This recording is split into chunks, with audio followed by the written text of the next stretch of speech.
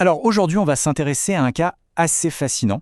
Kantora Analytics University, qu'on va appeler QAO, c'est une chaîne éducative sur la finance quantitative qui a un succès vraiment impressionnant.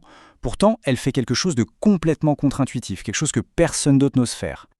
Et voilà la question qui est au cœur de tout. Absolument toutes leurs vidéos, sans aucune exception, ont les commentaires désactivés. Et attention, ce n'est pas un bug, ce n'est pas un oubli, non, c'est un choix, une décision mûrement réfléchie. C'est une véritable stratégie. Et pour la comprendre, il faut creuser un peu leur philosophie. Pour tout comprendre, il faut revenir à la base, à un concept fondamental qu'ils ont emprunté à la théorie de l'information, la fameuse distinction entre le signal et le bruit. C'est vraiment la pierre angulaire de toute leur approche. Alors, le signal, c'est quoi exactement pour eux? Eh bien, c'est l'information pure, la connaissance brute. Ce sont les données factuelles, les méthodes qu'on peut tester, les résultats qu'on peut vérifier. Bref, tout ce qui a une valeur informationnelle réelle. Et c'est uniquement ça que QAO veut transmettre, sans la moindre interférence. Et le bruit? Eh bien, le bruit, c'est tout le reste. Pour QAO, le bruit, c'est l'ennemi numéro 1 de l'apprentissage. Pensez-y comme tout ce qui vient polluer le message, tout ce qui vient brouiller les pistes. Et ils ont identifié 2 types de bruit qui sont particulièrement dangereux. D'abord, il y a ce qu'ils appellent le bruit actif. Ça, ce sont les arnaques pures et simples, les promesses de gains complètement irréalistes. Ce genre de message, ça joue sur la naïveté, surtout celle des débutants, et ça les détourne complètement d'un apprentissage sérieux et rigoureux. Et puis, il y a le deuxième type, peut-être plus subtil, le bruit méthodologique. Ce sont des affirmations balancées comme ça, sans aucune preuve, des débats d'opinion qui ne reposent sur aucune donnée qu'on pourrait vérifier. C'est stérile, ça n'apporte rien, à part de la confusion et une énorme perte de temps pour tout le monde. Ok, donc on a cette philosophie, le signal contre le bruit. Mais concrètement, comment ça se traduit? Eh bien, ça se traduit par la mise en place d'une véritable architecture, entièrement pensée pour favoriser la concentration et pour éliminer le bruit à la source.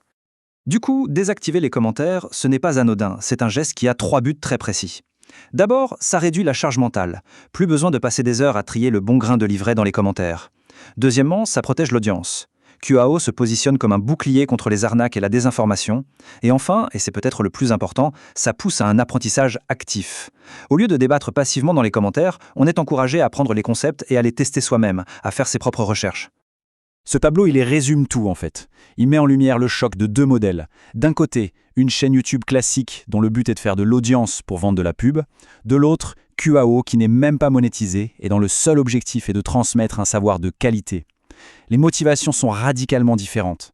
Et ça change absolument tout dans la façon de créer le contenu et dans ce qu'on attend de la personne qui apprend.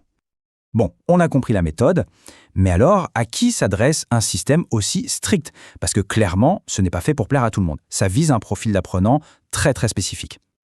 Et voilà le portrait robot de cet apprenant idéal. C'est une personne qui a déjà des bases solides en maths, mais qui n'a pas encore d'expérience pratique dans le domaine. Et surtout, c'est quelqu'un qui rejette les promesses de richesse facile. C'est quelqu'un qui cherche la rigueur, qui veut des preuves. Et c'est précisément pour ce public-là que cette architecture un peu fermée a été construite. On arrive maintenant au point central de l'analyse. La conclusion qui finalement change toute la perspective qu'on pourrait avoir sur Kantora Analytics University.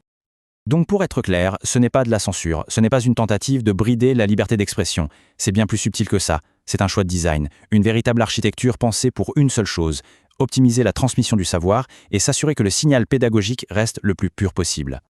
Et voici la clé de tout.